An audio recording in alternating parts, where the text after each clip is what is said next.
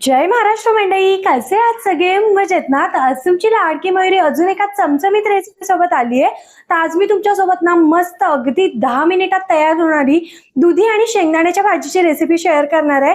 ही भाजी बनवायला अगदी सोपी, कमी वेळात कमी साहित्यात होते आणि स्पेशली भाजी ना आगरी कोळी लोकांच्या घरी नेहमी बनवली जाते आणि मी सुद्धा त्याच लोकांमध्ये वाढली आहे. मला आमच्या घरी सुद्धा ना माझ्या माहेरी भाजी सारखी बनवली जायची. बिकॉज ही भाजी बनवायला इतकी सोपी आणि चवीला असली भारी लागते ना. तुम्ही चपाती, तांदळाची भाकरी किंवा ना भातासोबत सुद्धा गरमागरम भातासोबत मस्त अशी चुरून खाऊ शकता.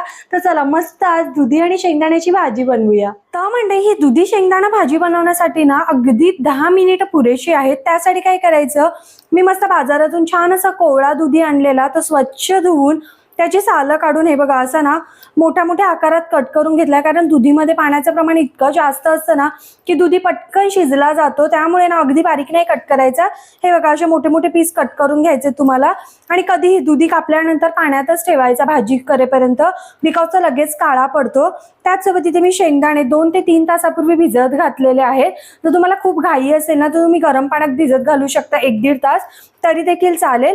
तर आता आपलं सगळं प्रिपरेशन तर झालेलं आहे, साहित्य वगैरे चिरून झालंय. आता भाजी कशी करायची ते तुम्हाला सांगते चला.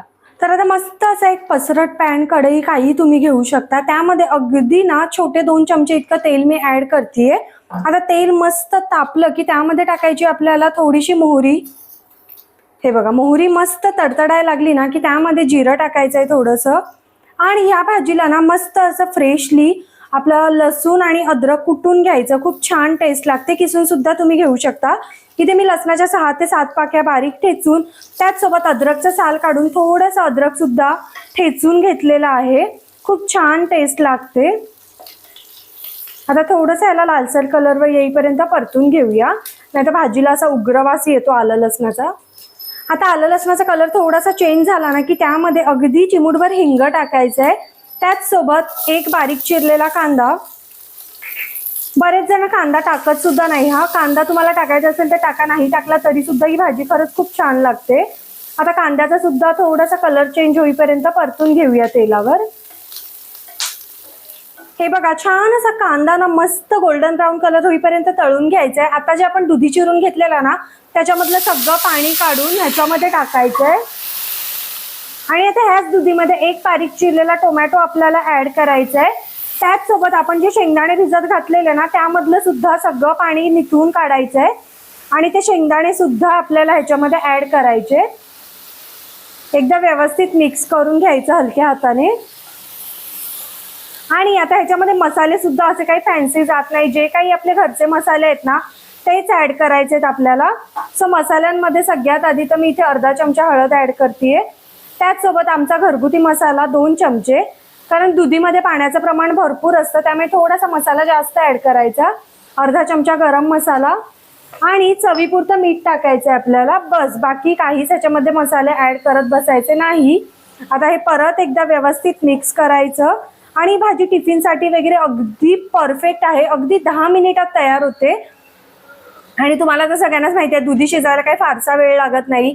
आणि आगरी कोळी लोकांमध्ये ना ही भाजी लग्नात सुद्धा असते. इव्हन त्यांच्या ना घरोघरी जेव्हा काही वेज जेवण असतं ना तेव्हा ही भाजी आवर्जून बनवली जाते. आणि त्याच लोकांमध्ये लहानाची मोठी झाली आहे. सो आमच्या घरी ही भाजी ना नेहमीच माहेरी बनवली जायची आणि मला सुद्धा प्रचंड आवडते. भातावर म्हणा, गरमागरम भाकरीवर. आता या भाजीवर झाकण ठेवायचं आणि छान अशी शिजवून घ्यायची. पाण्याचा वापर अजिबात करायचा नाही. तर म्हणजे आता 2 ते 3 मिनिटं आपण भाजी ना मस्त मीडियम फ्लेमवर ठेवलेली. आता हिचं झाकण काढून बघूया. आहा, हे बघा फक्त 2 ते 3 मिनिटात आपल्या दुधीला बघा किती पाणी सुटलंय. आणि आपण जेव्हा दुधीमध्ये मीठ टाकतो ना त्यामुळे त्याला आपोआप पाणी सुटतंच. त्यामुळे एक्स्ट्रा पाणी ऍड करायची काहीच गरज नाहीये.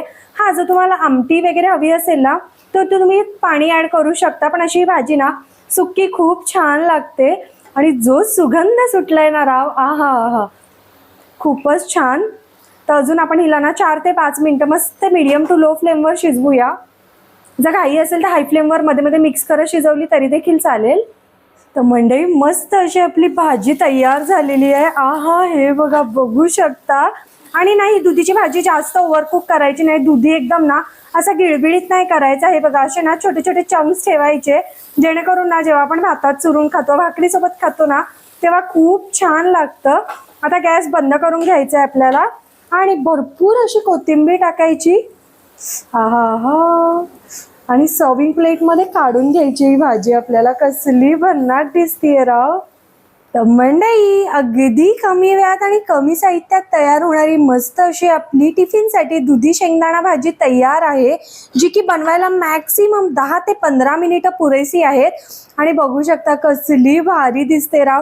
तुम्ही भाजी चपाती, तांदळाची भाकरी, ज्वारी बाजरीची भाकरी किंवा इवन नाही भाजी पाव ब्रेड सोबत सुद्धा खूप छान लागते. आणि गरमागरम भातासोबत ही भाजी आहा. जर तुम्हाला सुक्की नसेल आवडत ना, तुम्ही थोडंसं पाणी ऍड करून ना तिला थोडीशी अशी पातळ करू शकता, जेणेकरून भातावर टाकून तुम्ही खाऊ शकता. पण अशी सुद्धा खूप छान लागते. सो एकदा तुम्ही बनवून बघा आणि व्हिडिओ आवडला तर लाईक करा, चॅनलला सबस्क्राईब करा. भेटत राहीन अशाच नवनवीन व्हिडिओ सोबत. टिल देन बाय गाईज, खात राहा, मजेत राहा.